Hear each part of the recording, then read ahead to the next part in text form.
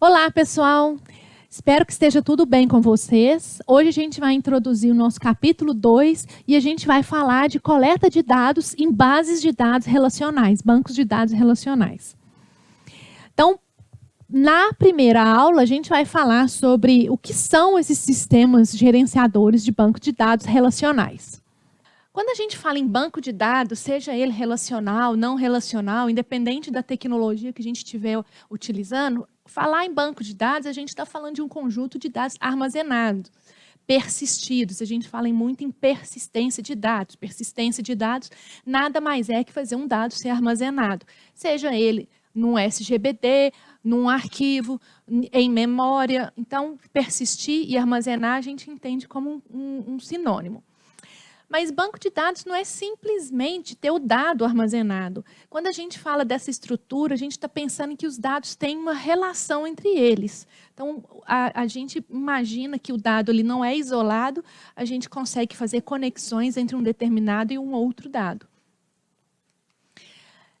Então, quando a gente vai falar desse sistema de banco de dados, a gente está pensando em três variáveis. Os usuários, que são aqueles que vão acessar o sistema de banco de dados, ele que vai fornecer dados, ele que vai consultar o dado. A gente está falando em um conjunto de hardware e softwares que vão garantir que a gente consiga armazenar o dado e conseguir localizar esse dado. E a gente está falando do banco de dados em si, que é o SGBD, que vai receber todos esses dados e conseguir fazer o gerenciamento disso tudo. Isso é o que a gente fala sistema de banco de dados. E o sistema gerenciador de banco de dados, ele é um software, né, um sistema, não é um software simples, é um sistema complexo, em que vai permitir que a gente consiga gerenciar o banco de dados, ou gerenciar todos aqueles dados em que a gente está persistindo, armazenando. De que maneira? Ele traz para a gente funcionalidades que permitem você criar, modificar e eliminar bancos de dados e dados desse banco de dados. A gente fala em que esse sistema permite que a gente faça CRUD em dados. O que é CRUD? Vem de Create, Read, Update e Delete. Quer dizer, são as 4 operações básicas. Criar o dado, né, inserir o dado em uma determinada estrutura de dados, fazer a leitura dele, o read, fazer a consulta, a leitura desse dado, fazer o update, quer dizer, alterar esse dado, e fazer o delete, quer dizer, excluir esse dado. Eu vou apagar aquele dado.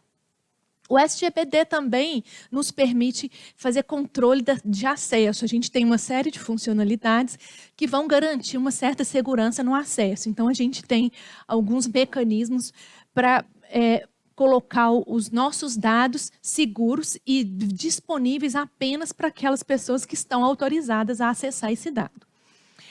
O sistema gerenciador de banco de dados, ele também garante a integridade do dado. O que significa isso? A gente tem uma série de funcionalidades que façam com que, uma vez que eu faço uma inclusão de um dado na minha estrutura e eu armazeno esse dado esteja correto ao final.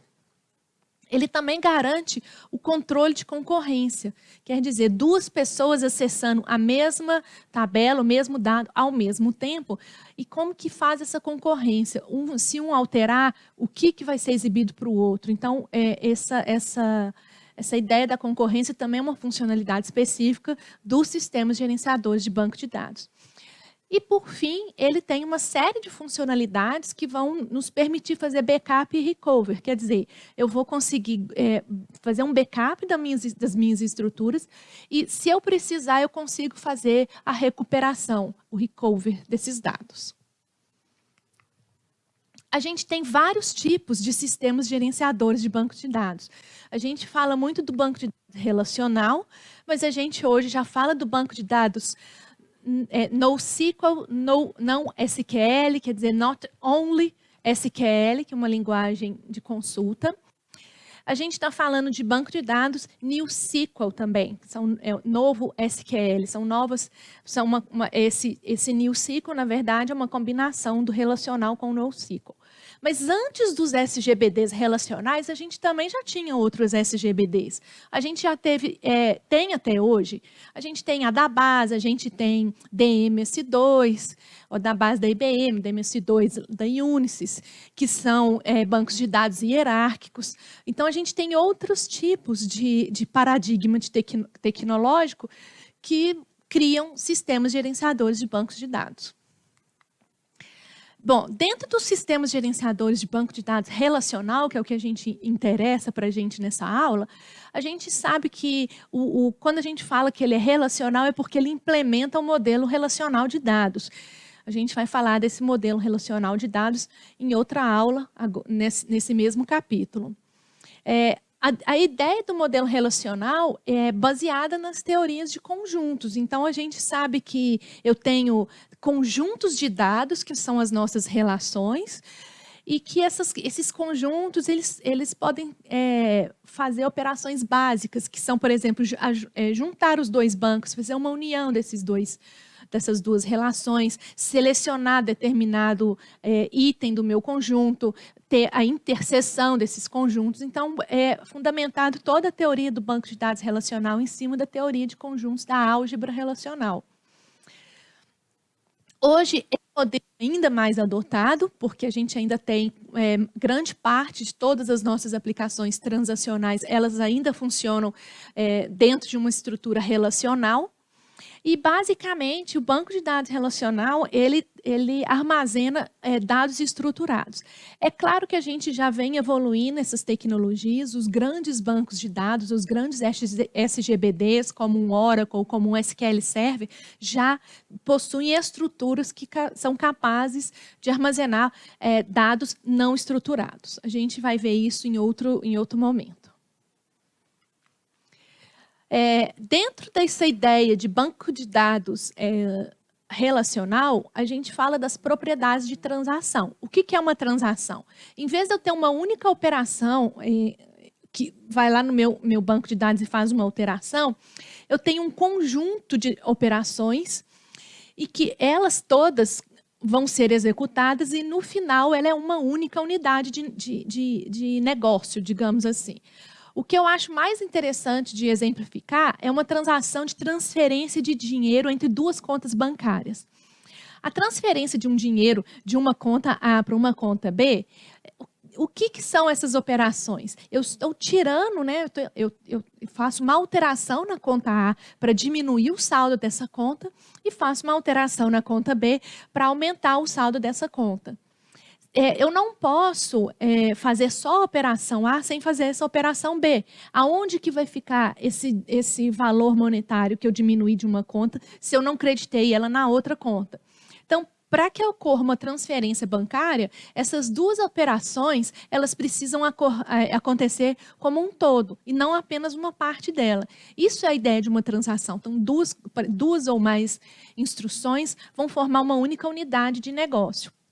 E nessa ideia de transação, a gente tem as propriedades ACID, que é a atomicidade, a consistência, o isolamento e a durabilidade. Isso aqui garante o nosso sistema executar em concorrência. Falar de atomicidade é que cada transação ela é vista como uma única unidade de negócio.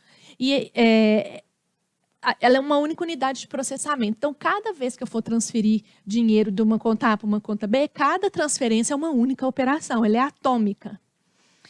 Não, independente do conjunto de informações que estão ali dentro, todas elas é considerada uma única transação. E a ideia de atomicidade significa o seguinte: ou eu faço todas essas operações da transação, ou eu não faço nenhuma. Se eu tirar da conta A e colocar na conta B, se eu tirar da A e não pôr na B, eu tenho que voltar o de A. Eu tenho que fazer com que ele retorne o valor para cá. A consistência é que eu saio, o meu conjunto de operações fazem uma alteração nesse banco de dados para tirar ele de um estado consistente, correto, e levando ele para um outro estado consistente e correto. Eu não posso ter uma transação que deixe meu banco de dados com informação inconsistente e errada. O isolamento é que cada transação ela vai ser feita em isolado, então eu posso ter múltiplas transações idênticas acontecendo em paralelo, mas cada uma é uma única transação. E a durabilidade é que uma vez que a transação foi executada, todas as alterações que ela promove no sistema são armazenadas, elas têm que durar no sistema, elas têm que permanecer ali dentro. A gente tem aqui alguns desenhos que eu trouxe para vocês verem os logos, inclusive, de algumas ferramentas de mercado que são consideradas sistemas relacionais. O Oracle, o Postgre, SQL Server, o DB2, DBM, o MySQL, o SQLite, o Firebird, o MariaDB, todos esses SGBDs são SGBDs relacionais. Alguns deles também executam coisas não relacionais, né, que são do ambiente NoSQL, não SQL. Mas a maioria deles nasceu de uma forma relacional. Bom, então nessa aula a gente entendeu o que são bancos de dados, a gente teve uma visão geral do que é um banco de dados relacional, entendemos as propriedades de transação ACID, e a gente viu algumas ferramentas, alguns SGBDs disponíveis no mercado. A gente conheceu algumas delas. Legal, pessoal. A gente falou sobre os bancos de dados relacionais e a linguagem principal de consulta nessas bases de dados é a linguagem SQL. E a gente, na próxima aula, então, vai conhecer um pouco mais desses bancos de dados relacionais, porque a gente vai falar sobre o que é a linguagem SQL, quais são os principais comandos dessa linguagem SQL. Até lá!